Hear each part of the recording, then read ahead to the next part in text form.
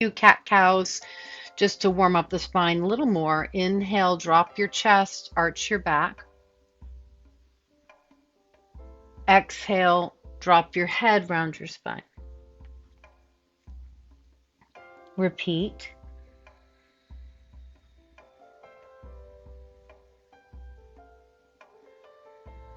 Now, meet me in the arched back. Cat pose. Good, Frank. Press the tops of your feet down, lift out of your hands.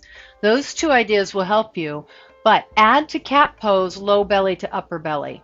I'm sorry, cow pose, cow pose, cow pose. Arch your back, yeah. Add to this pose low belly to upper belly and just hold the pose for a few breaths.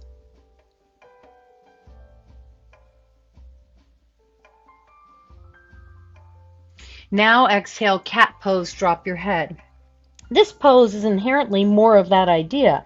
So low belly to upper belly, it's already kind of happening in this pose. But notice how you get lighter out of your hands when you find it a little more specifically.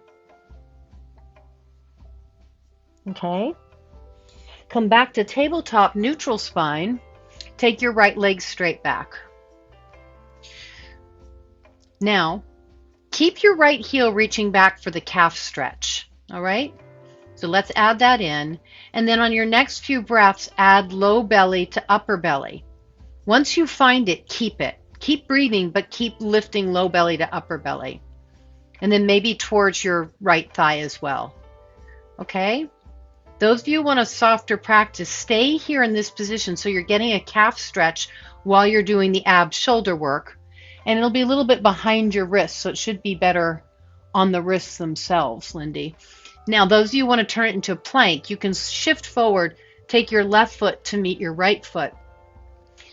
And then you're finding both low belly to upper belly and also maybe low belly towards your thighs. Hold for 4, for 3, for 2, and 1. Right leg, left leg down if it was lifted, left leg back, tuck your toes under, reach back through your heel, getting a calf stretch and also coming off of the wrist, making a less steep angle here.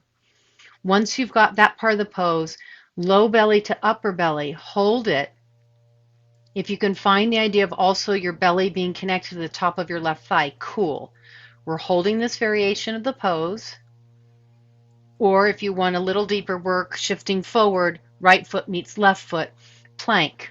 Then you're finding low belly to upper belly and towards both thighs equally.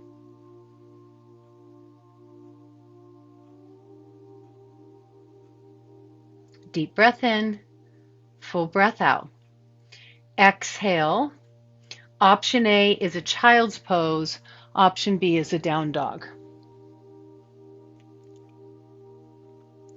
Now, in child's pose, you've already got your body in a shape that makes low belly to upper belly more obvious. You can skip that idea in child's pose, or you can use it as you're resting. If you're in down dog, wrap your shoulder blades away from each other. That is outer arms down, inner arms up. Good. Now, when you tilt your hips, the tendency is to relax the low belly.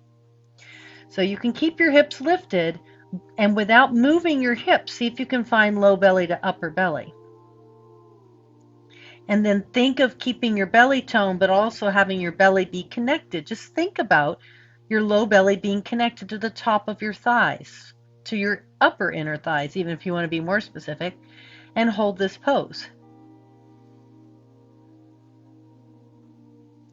Now, if you want to take this pose forward into a plank position, stay with the work you just said in down dog, but take it to a plank position. Good, Sandy. Good, Frank. Yes, exactly. Good, Patty. Nice, Sid. Great. Great, Gail. And then you can take it back to a downward facing dog position. And then all of us will meet on the belly, all the way down on the belly, all the way down on the belly, however you want to get there.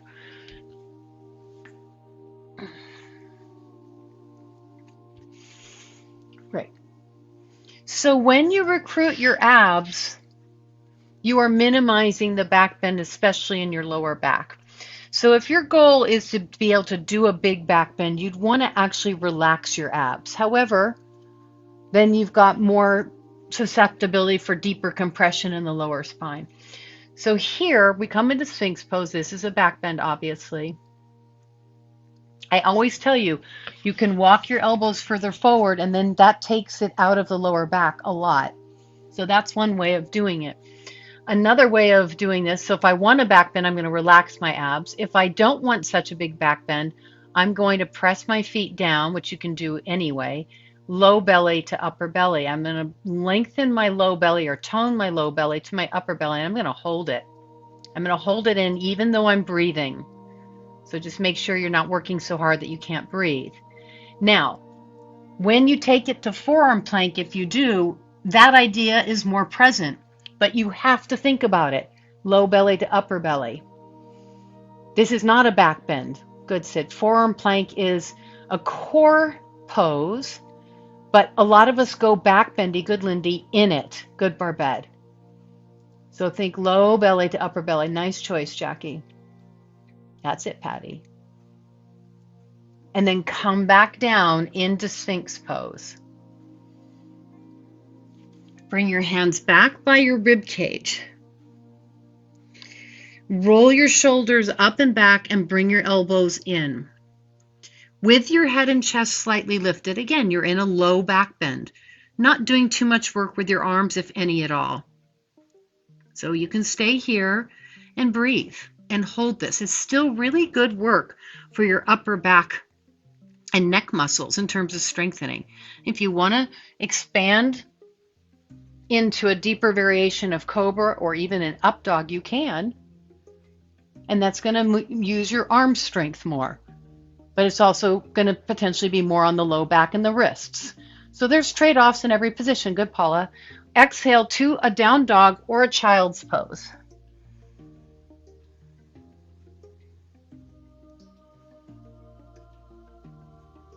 And then we're going to meet together. Now those of you who want to take one traditional plank, chaturanga, cobra, up dog from here, take one round of the vinyasa. Those of you in child's pose, it might be easier to go walk your hands to your knees and come to standing at the back of your mat and then walk to the top of your mat. And those of you in down dog, you can do the same thing or you can walk to the top of your mat. And then we're going to grab our blocks on high. If you don't have blocks, you can always bring your hands above your knees. That'll give you a similar idea. All right. And I said this yesterday, I'm repeating myself a lot today, sorry. One of the places that seems like the most easy part of the practice where I think people get some yuckiness in the back is the process of exhale, fold, inhale, lift, exhale, fold, inhale, rise up. Because it's so simple and it's easy that we just kind of go off duty and we do it and we forget to recruit our abs. It's fine if you're a person that doesn't need to do that. But if you're a person whose body isn't doing it automatically, you need to do it. All right, hands to blocks. Inhale, lengthen your spine.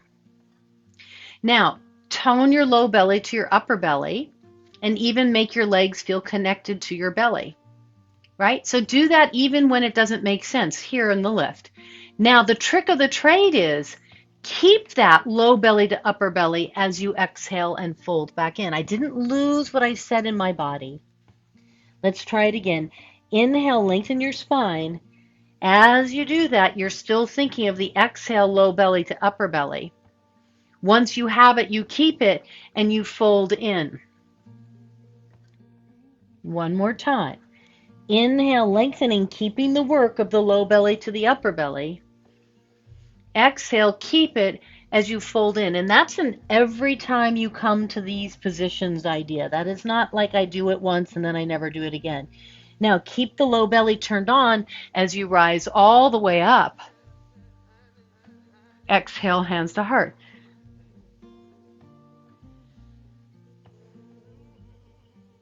Now you can do the bending of the knees. You can do the bending of the knees and the rolling up. It's totally cool. That's a way to protect the lower back, but that way doesn't give you length in your hamstrings or have you really learn how to support yourself from the front body. Inhale, arms overhead. So it's not a wrong solve, but it kind of keeps you in a pattern. Exhale, low belly to upper belly. I find it. Then I fold forward. It's not a finding it on the way down idea. Inhale, half lift, long spine. Exhale, keep the tone, fold in deep. Keep the tone, press into your big toes, rise all the way up. Exhale, hands to heart. Good. Inhale, arms overhead, low belly to upper belly. Keep that as you forward fold. Exhale. Good. Good, good, good. Inhale, lengthen your spine. Low belly to upper belly. Keep it. Exhale, fold in deep. Keep it as you stand all the way up. Good. Now, one thing you want to be careful about. This is the problem. If you're kind of combo plattering knees and rounding up, etc., a lot of what I see is this. You're keeping your legs straight, you're keeping your belly turned on, but you're sort of rounding up. That's the one rule you never break. If you are going to round your spine up, you must always bend your knees. You must always. That's the only time I'll tell you, always bend your knees. Otherwise, I'm a little bit against that instruction. One more time, let's try it. Inhale, arms overhead.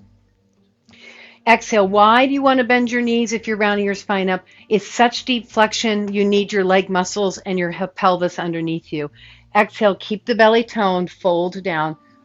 And if you can come down with a straight back and straight legs, you probably can come up if you keep awareness in your low belly. Inhale, lengthen spine.